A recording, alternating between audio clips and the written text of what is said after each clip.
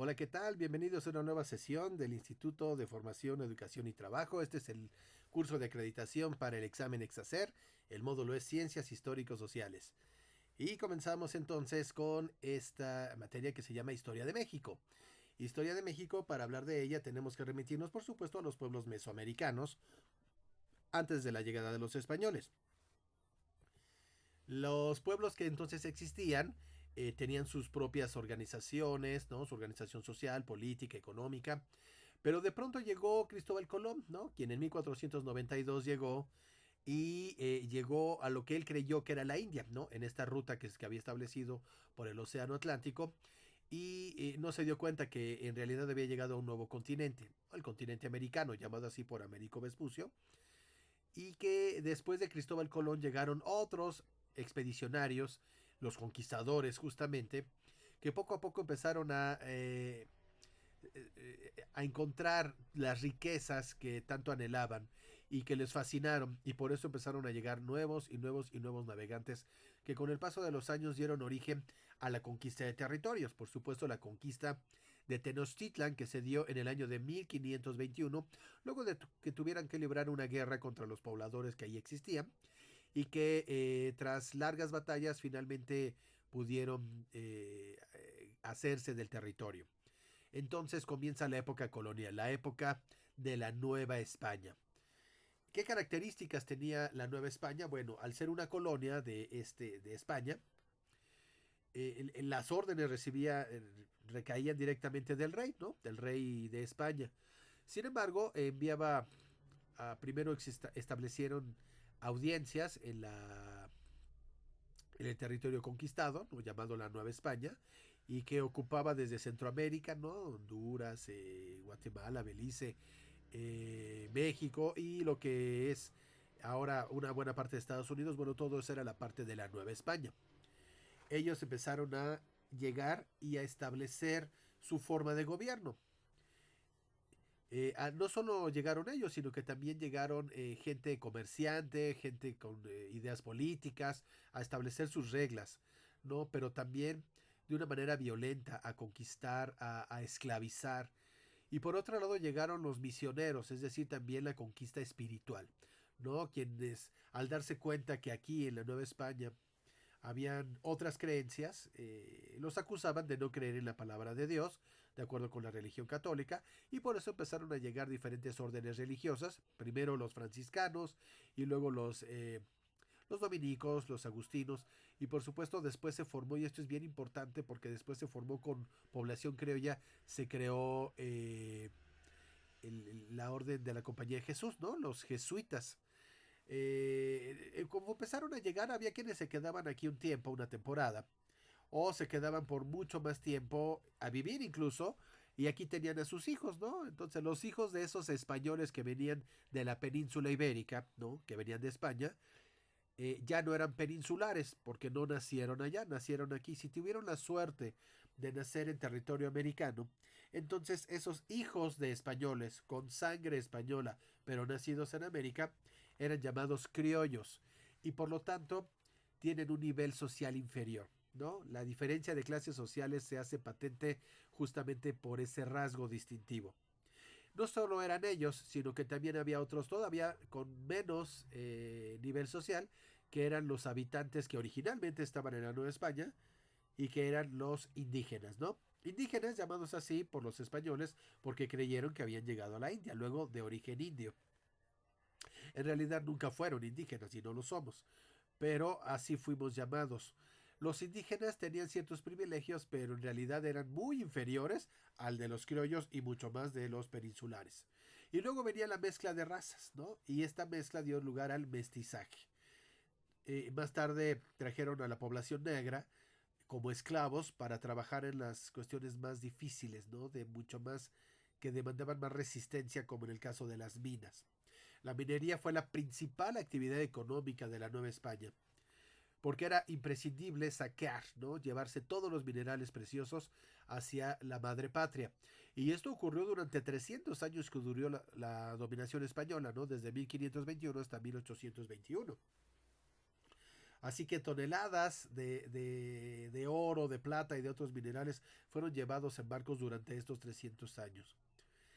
La minería era la más importante, había otras actividades muy importantes pero de menor envergadura, como era el caso de la agricultura, la ganadería y por supuesto el comercio, así como los distintos oficios que se llevaban a cabo en las distintas poblaciones de la Nueva España.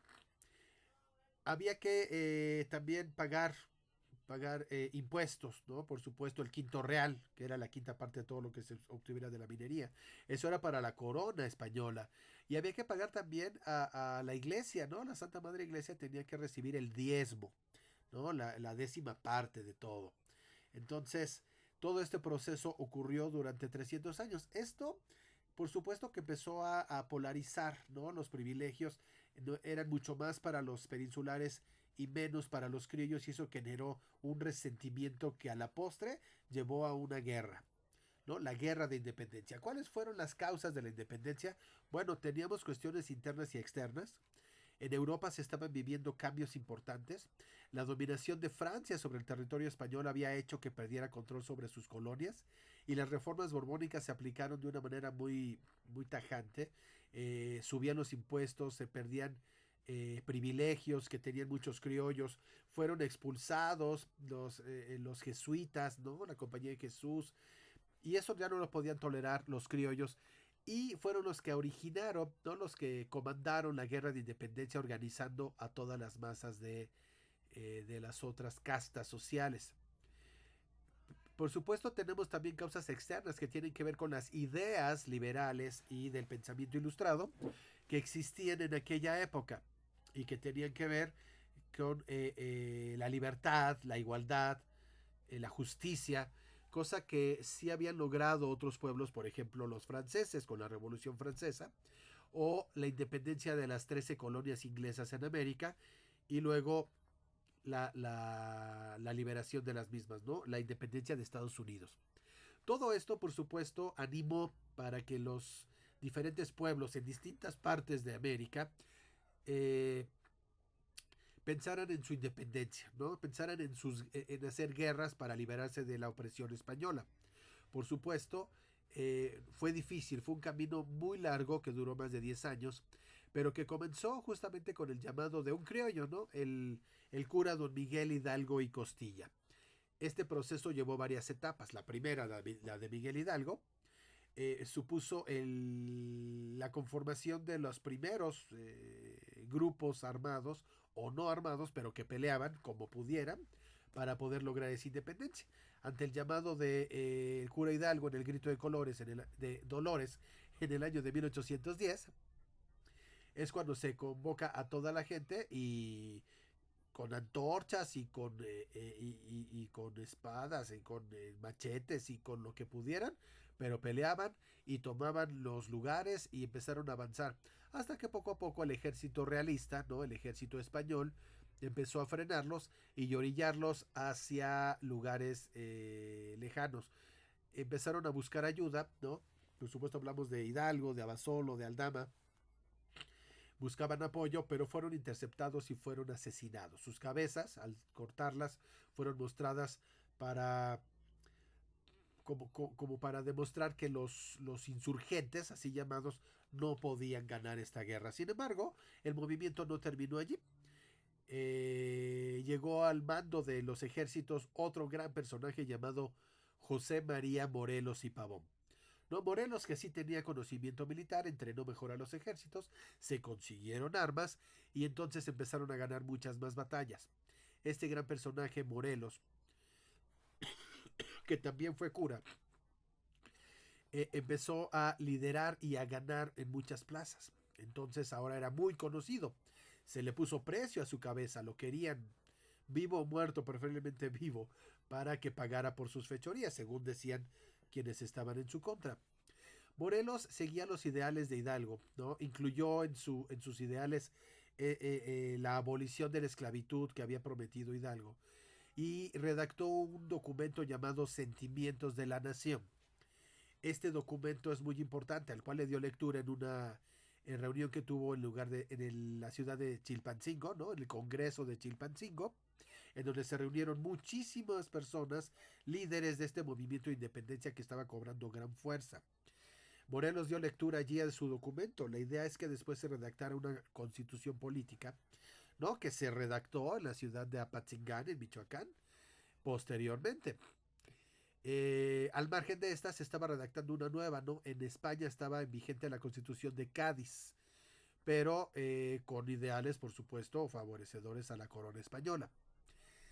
Morelos es capturado, entre otras cosas porque el movimiento perdió fuerza. Y perdió fuerza porque en España habían logrado expulsar a los franceses. Ahora Napoleón ya no tenía sitiado a España y pudo tomar la corona el nuevo rey, que era Fernando VII. Fernando VII entonces comienza a gobernar y a tomar un control nuevamente sobre las colonias hasta cierto punto. Así que muchos de los que apoyaban el movimiento dejaron de pelear, entregaron sus armas, porque estaban de acuerdo con las ideas de Fernando VII. Encuentran a Morelos, ¿no? Lo delatan, lo hacen preso y lo fusilan en la ciudad de Ecatepec, Estado de México.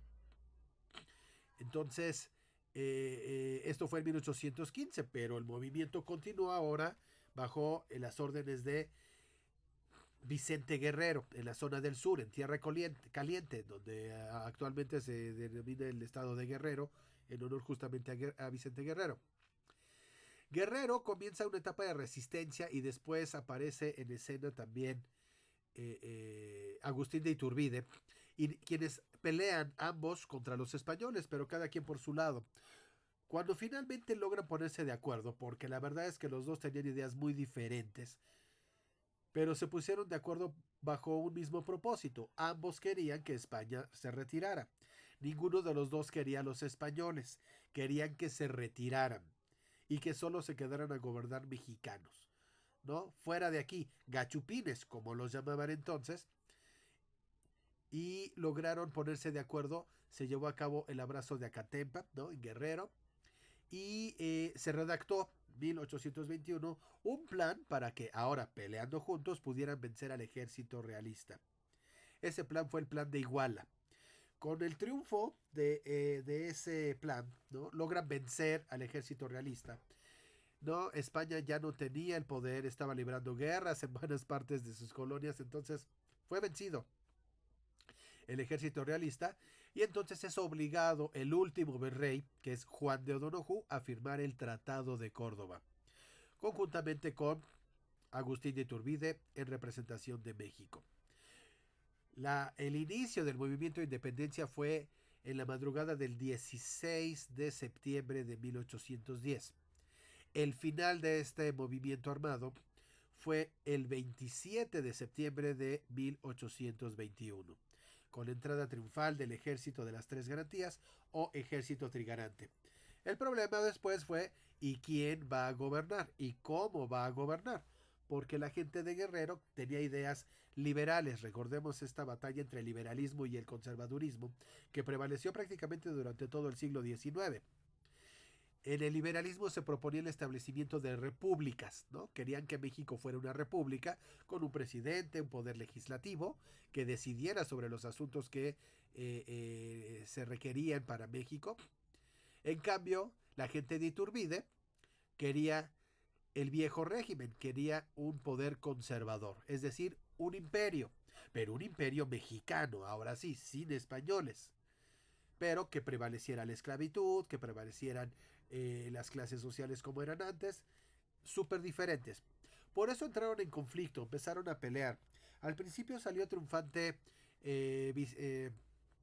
Agustín de Iturbide, ¿no? Finalmente respaldado por los criollos, que fueron los que iniciaron el movimiento, para que se estableciera un poder absoluto y un gobierno centralista en la Ciudad de México. Así que comienza el primer imperio de México, el de Agustín I. Esto fue en 1822 y no les duró mucho porque hacia 1823 son derrotados, ¿no? Es derrocado el poder de Iturbide a manos de los liberales, ¿no? El líder de los liberales era nada menos que Antonio López de Santa Anna. Santa Anna, con el plan de Casamata, había logrado vencer a Iturbide y ahora se disponían a establecer un gobierno de tipo liberal. Eso significaba, eso significaba la redacción de una constitución política, la constitución de 1824, de tipo liberal y que por supuesto iba a proponer a un presidente. El primer presidente de México fue don Guadalupe Victoria. Tras él hubo otros gobernantes, a veces liberales, a veces conservadores, todo el tiempo hubo una disputa allí. Hasta que llegó el paso a Santana, ¿no? Antonio López de Santana empezó a gobernar y gobernó durante muchos años, a veces intermitentemente, dejaba el poder, regresaba, pero mientras estuvo ahí sucedieron muchas cosas y no precisamente muy benéficas, porque le tocó vivir las intervenciones extranjeras. Primero, la separación de Texas. Texas ya no quería ser parte de México. Como al principio, ¿no? Guatemala y El Salvador dijeron, nosotros no queremos ser parte de México y se retiraron. Chiapas también se fue, pero lo convencimos para regresar y ahí se quedó. Pero en el norte de México era desatendido. Al ser un gobierno eminentemente centralista, todo era desde la capital, ¿no? El régimen de Santana empezó a ser más conservador que liberal y entonces desatendía las cosas de otras partes de México donde era súper difícil llegar. Así que Texas decidió separarse en 1836. El presidente Santana, ¿no? Con un grupo armado fueron hasta allá para pelear para que no fueran independientes, pero perdieron. Y finalmente, hecho preso el presidente, lo obligaron a firmar el Tratado de Velasco, con un documento con el cual se reconoce la independencia de Texas. Todavía le tocó una intervención más, fue la primera intervención, de hecho, la de Francia en 1838. Porque al estarse peleando liberales y conservadores, destruían todo y destruyeron comercios. Varios de esos comercios arruinados fueron extranjeros. Y los más averiados fueron los de franceses y los de una pastelería francesa. Ante la negativa de México de hacerse cargo de los arreglos, ¿no? De la indemnización, entonces, pues la embajada de Francia notificó al gobierno de Francia. Francia llegó a México, invadió México y nos querían obligar a pagar una suma estratosférica. Por supuesto, México se había negado. Estados Unidos al final expulsó a los franceses porque defendió la soberanía de México como defendía la soberanía de todos los pueblos americanos bajo la doctrina Monroe, América para los americanos. Así que los franceses se retiraron, no sin antes comprometer a México a que se hiciera cargo de pagar los disturbios que habían ocasionado, ¿no? Por más alta que fuera la cifra. Luego vino otra intervención que fue la de el mismo Estados Unidos, y de ahí quien nos defiende. 1846 es el año en el que Estados Unidos invade porque quería los territorios del norte de México, ¿no? Alta California, Nuevo México, Utah, Arizona, Texas, esos eran los territorios que reclamaba, ¿no? Dado que pues México no los aprovechaba, había mucha gente ahí que quería ser de Estados Unidos, ¿no? Que fueran parte de la Unión Americana, había por en medio también una cuestión religiosa, que ellos no querían someterse al catolicismo, mucho también tenía que ver que ellos sí apoyaban la esclavitud, en fin, una serie de cosas ahí que ellos pugnaban con quedarse con ese territorio. Así que se libró una guerra, claro. Intentaron por varios frentes, pero el que más efectivo fue llegar por el Golfo de México y entrar por el puerto de Veracruz y luego empezar a tener varias batallas y vencerlas casi todas hasta hacerse de la Ciudad de México y llegar a la Plaza de la Constitución. Es entonces cuando exige los territorios del norte de México y se le otorgan, ¿no? Santana es obligado a firmar el Tratado de Guadalupe Hidalgo, con el cual se le cede la mitad del territorio nacional a Estados Unidos, se definen los nuevos límites geográficos entre ambos países, fundamentalmente el Río Bravo, y nos otorgan una indemnización de 15 millones de dólares. Además, nos condonan la deuda externa. Es decir, México en ese momento no le debía un solo centavo a Estados Unidos gracias al Tratado de Guadalupe Hidalgo. Todavía más adelante, un pequeño territorio aquí en el norte, ¿no? Arriba de Sonora, llamado La Mesilla, se le otorgó todavía a Estados Unidos, ¿no? Se le vendió a Estados Unidos y ya no querían este presidente, ya no estaban dispuestos a ceder más y darles más concesiones. Así que hay una guerra en contra del mismo presidente y que establecen algunos liberales, ¿no? Los liberales, los grandes liberales que ya no querían este presidente, comienzan una guerra liderada por el general Juan Álvarez, ¿no? La revolución de Ayutla, ¿no? El plan de Ayutla y la revolución de Ayutla sirvieron para vencer a Santana y expulsarlo del país. Una vez que sucedió esto, entonces ya vienen los gobiernos liberales. Entre los liberales contamos a grandes personajes como Melchor Ocampo, Benito Juárez, José María Iglesias, Sebastián y Miguel Lerdo de Tejada, Ignacio Comonfort, Juan Álvarez. Juan Álvarez comenzó a gobernar ahí como de interinato, se convoca elecciones y quien resulta ganador es eh, eh, Ignacio Comonfort. Ignacio Comonfort entonces va a comenzar a gobernar eh, México. Y bajo su mandato es cuando se elaboran las leyes de reforma. Vamos a hablar en otro momento acerca de las leyes de reforma, que es un tema súper interesantísimo.